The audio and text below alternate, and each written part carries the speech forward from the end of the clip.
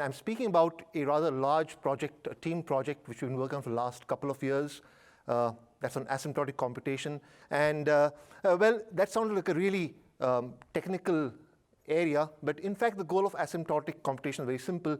Given a problem, a function, a sequence, a differential equation, a difference equation, integral, whatever, find a simple approximate formula for that problem. And of course, when you have an approximate formula, then you lose something. What you lose is that you can't wander too far away from a point. That's where the word asymptotic comes from. So we'll work at a point, work close to it, get a nice formula, and that's it. So I'm going to begin with Stirling's formula, which I think is where asymptotics really began in the 18th century, a very well-known formula, and then talk about the asymptotic function. And once I've got that set up, then we talk about integrals, integral transform, differential equations, and asymptotics for them. That's continuous calculus. When that's done, I'll switch gears and talk about discrete asymptotics of sequences using a discrete asymptotic function. So that's a new function. So you've got asymptotic for continuous, discrete asymptotic for sequences. And then once I've got that set up, I'll talk about how you can apply it to sums, products, summation, transform, difference equations. And last but not the least, a vast area of asymptotics is the asymptotics of algebraic equations and transcendental equations. And I'll try and cover that as well. So that's the goal for this talk, to try and cover that area of asymptotic computation. So let's begin with Stirling's formula. So it's not universally well known, but what's now called Stirling's formula is actually due to Abraham de Moivre. So de Moivre was quite a fantastic mathematician, and in fact, he knew Isaac Newton, and Newton would often say that, go to de Moivre, he knows more about these things than I do. So, but de Moivre made his living by tutoring and gambling. And in 1730, he discovered a formula for approximating the factorial. It looked pretty good, but he was missing a constant somewhere. And that constant is square root of 2 pi, which you see over here. And a few months later, his friend James Stirling told him that that constant is square root of 2 pi, and that's what became Stirling's formula. So Stirling's formula was really discovered by de Moivre. And the main point in asymptotics, he who nails the constant gets the fame. Okay, so we'll see today that these formulae really require you to know some constant. And but if I say over here asymptotic equivalent of x factorial is that Stirling formula, then all that means that the factorial has a ratio of 1 to that in the limit as you go to infinity. That's all that there is. So we have two new functions, asymptotic and discrete asymptotic, which compute the asymptotic approximation for functions, sequences, and operators in the most general sense. So that's the goal for this talk. So let's begin with asymptotic. So simple example, take the sine function, work near 0. We all know from high school almost that sine x is approximately equal to x as long as you're close to 0, and that's the linear approximation to sine. Now, you might want more terms. You say, I need more accuracy. Then you have got this option called series term goal for asymptotics, which asymptotics you can say goes to 12 over here, and you get back a certain better approximation. And that approximation is pretty good, as you can see over here. So let me just go down, and just a minute. There you go. Okay, so that's a much nicer approximation. And in fact, I think that this kind of formula is a much better way of doing calculus. Now that I teach calculus quite a lot, it's a much nicer way of doing calculus than working with circles and trigonometric functions, because you can just differentiate over here and see that the derivative of sine x is cosine x, etc. So I think that the asymptotic viewpoint actually dominates all of calculus, although we don't know it, and we never call it that. Okay, so just to prove that point over here, I'm going to show you a gallery of function asymptotics. So I have a polynomial, a rational function, a trig function, the airy function, a trig function again, polynomial trig, and the prime pi function from number theory. So all these functions have got nice asymptotics. There you see. So in each case, a red curve is the actual function. The blue dotted curve is the asymptotic. So the first polynomial is asymptotic to 2x cubed. The second rational function is asymptotic to 1 over here, as you can see. And sine x is asymptotic to x, etc. So the point is that this kind of asymptotic approximation you do all the time when you do calculus, and it's really what drives the whole of Calculus 1, for example. Okay, so once you understand what asymptotic is, the question is, why is it so important, and why did we give it this strange name, asymptotic? I had lots of almost objections. How can you call something asymptotic? Well, the reason is that we want asymptotic to be like n in Mathematica, where you do n of integrate, you get n integrate, do n of sum, you get n sum, do n of d solve, you get n d solve, etc. So now I can actually plunge into calculus.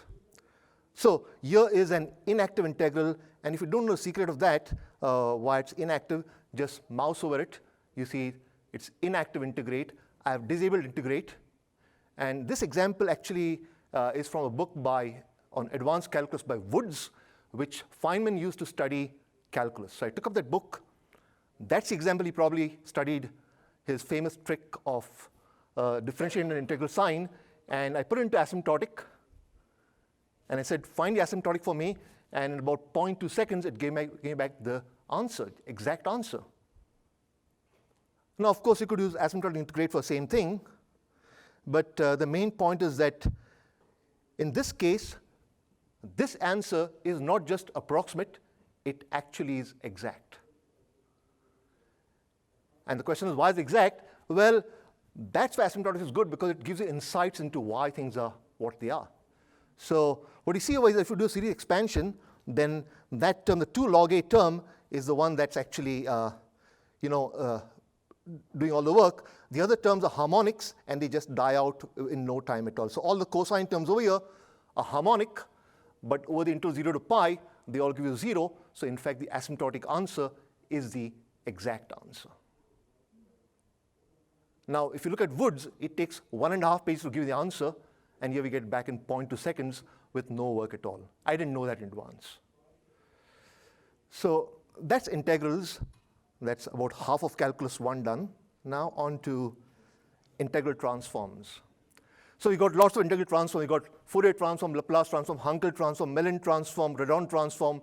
So we cannot keep on having asymptotic this, asymptotic that. So we need one super function into which you can throw what you like. It'll do the right thing. So over here you have a function which is obviously has a Laplace transform. It's decaying very, very fast. So I throw it into asymptotic.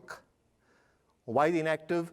Well, I must disable it because it's going to take a long, long time probably tell me that we cannot do the Laplace transform. And even with a single term over here, you actually get back a pretty good asymptotic approximation. So my point is that you will always be able to get good asymptotic approximations using the asymptotic method, as long as things are kind of reasonable over here. Back to integral transforms. And so you see over here that actually have quite a nice answer with almost no effort. On the other hand, the difficult problem is how do you compute inverse Laplace transforms? Now, that's a big area. We're just getting into it. But you see over here that we actually can get a very nice asymptotic inverse Laplace transform in many good cases. So you can do Fourier, inverse Fourier, Laplace, inverse Laplace, whatever you like, using the asymptotic function. OK, so now on to differential equations. So here's a differential equation. Looks pretty simple, but there's an e raised to x in it. So that's a non-rational coefficient. It's impossible to solve that, at least as far as I know, with current functionality. So you see a way that if you divide by the x cube, you actually have a singularity at 0. So that's the complex plot showing that over here. And the main point is that that singularity actually is an irregular singularity. So it's not an ordinary point. It's not a regular singular point. It's an irregular singular point. But the same technique that works for rational functions also works for exponential functions and these singularities, and you get back a nice solution like you would in a course on differential equations at college level. So you can do asymptotics of lots of things over here, and you get back nice answers simply by using all these tricks of approximation. OK, so now I can go on to the discrete side of things and discrete asymptotic. So begin simple with the Stirling formula. So the Stirling formula is just what you saw early on. It's e to the minus n, n to the n plus half times square root of 2 pi. But of course, you can go much further than that. So Here's a nice table of things, of discrete asymptotics. I've done a lot to collect them, but if you're an expert in the area, I'm not an expert in this area really. If you work a lot of sequences, you know something, let me know. Okay, but on the left you have the sequence, n factorial, Fibonacci, harmonic number, prime, zeta, binomial, Pochhammer, Euler, and partition P. And those on the right are the asymptotics for those sequences. So now we are into the sequence world, and you can do the same kind of trick that we've done early on for, okay? But I think that's a nice table which shows how powerful these asymptotic formulae are. Okay, so now I can move on from there and having set it up, talk about sums and products. The question is, can we do asymptotics of divergent series? In a sense, that's the only place where you want to do asymptotics because you don't have a good convergence criterion at all. So over here what you have is a divergent sum, pretty messy one. I'm saying Borel regularization, which is a kind of regularization, and you get back a nice simple answer over here. If you didn't do that, you might get a Bessel function or something like that, but this answer is actually pretty good for most purposes. But the thing is that what we do is we cut into the implementation, frankly. And at the point where you're actually doing all the hard work of summing or integrating or whatever, we do the regularization kind of stuff. So in many cases, the two will agree, but there are examples where they will not. So this expands the whole thing out, and at the least, you get back a nice approximation compared to having Bessel K, which is a kind of pretty horrible function to work with. You get back this nice power kind of thing, or gamma actually in this case, yeah, power. Okay, so one new kid on the block, one is asymptotic product, and you see it over here. This is actually based on a paper by Garrett Birkhoff, and it's a very nice example because the point is you can do the asymptotics, but it's almost impossible to determine the constant over here. So when you try and determine the constant over here, it's hard to get exactly, and you can see over here that the input is exact, but the output is inexact. And that's the new philosophy, that we're going to allow this kind of situation where we don't have a real good idea of what the constant is, but you can think of this approximation as being an approximation of a real constant. And the approximation is pretty good over here. Okay, so I don't know. So let me scroll down a little bit and show you. And you see approximation is pretty good at even 80 terms. Okay, so now I go on beyond this, and all our symbolic functions from now on will have numerics options. Working position, accuracy goal. Not that I know how to work with them, but yeah. Okay, I mean, so really we are trying to have one, instead of having two different functions, we'll have one function which allows you this freedom. So by default, we make a good choice. So we say working position goes to automatic, and we can do what we like, or you tell us and we'll do it for you. You have a sequence, let's say. Then you find its generating function, let's say, by some method. But you don't know the sequence. And the generating function is like a clothesline on which you hang the sequence. And the pegs of that sequence, of that clothesline, are the powers of z over here in that expansion. So a generating function is what encodes all the information about a sequence, although you may not know sequence itself. So here's an example from their book. It's 1 over 2 minus e raised to z, and you work out a few terms. It looks pretty dreadful and absolutely hopeless. The fractions seem to grow quite a lot. But discrete asymptotic will do the following. It will go into the generating function, look at the singularities in the complex plane. Keep in mind you're working with the integers, but we do a singularity analysis, get the leading term, and you get back this really nice asymptotic for the sequence. And that asymptotic actually gives you back a wonderfully accurate answer. Okay, so the point over here is that you can always get nice answers by doing discrete asymptotic. Okay, let me push it down a little bit.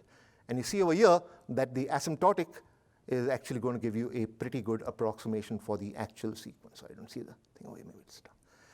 Okay, so that's generating functions, summation. So you can do Z transform, inverse Z transform, Fourier sequence transform, what do you like, the discrete asymptotic. Okay, so on to the next theme, which is differential equations. So there's a nice story behind this. So in 1960, actually, Andrei Kolmogorov, the famous Russian mathematician, organized a seminar. And this seminar had a purpose. The purpose was to show that schoolbook multiplication, which you learn in high school, is the most optimal way of multiplying two numbers. And he's a big man, organized a seminar, and a week later, a student in that seminar, 23-year-old Anatoly Karasuba, told him he was wrong. And in fact, found what was one of the first divide and conquer algorithms for multiplication. And you would think that Kolmogorov was very annoyed with him. He did nothing of that sort. He said he canceled the seminar, wrote a paper in Karasuba's name without letting him know, and publicized the work everywhere. But the main point is that you save one multiplication out of 4 by doing Karasuba. So instead of 4 at every step, you have 3 multiplications.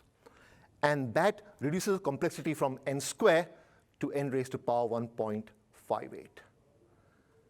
And that was the great achievement of Karasuba. And you can see over here that we get back this beautiful asymptotic formula for this rather wonderful approximation. And if you look at the graph below, you see that, in fact, we have a plot over here which shows the Karasuba and the schoolbook multiplication. So initially, schoolbook seems to be better, but very quickly, Karasuba takes a much smaller number of steps. Okay, so that's differential equations, and now on to algebra.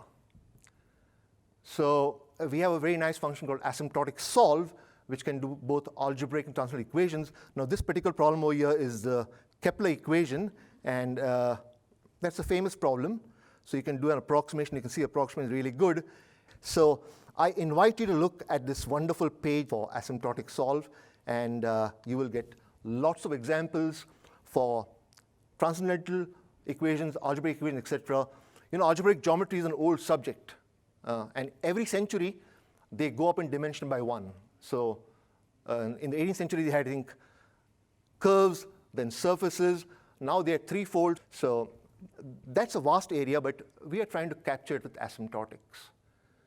But I think that what we have is really a nice mix of functionality for all kinds of asymptotics. So my main point is that we really want to drive this asymptotic computation to its very limit. And in doing so, I just want to make sure that we try and get into every barrier, then try and cross it as easily as possible.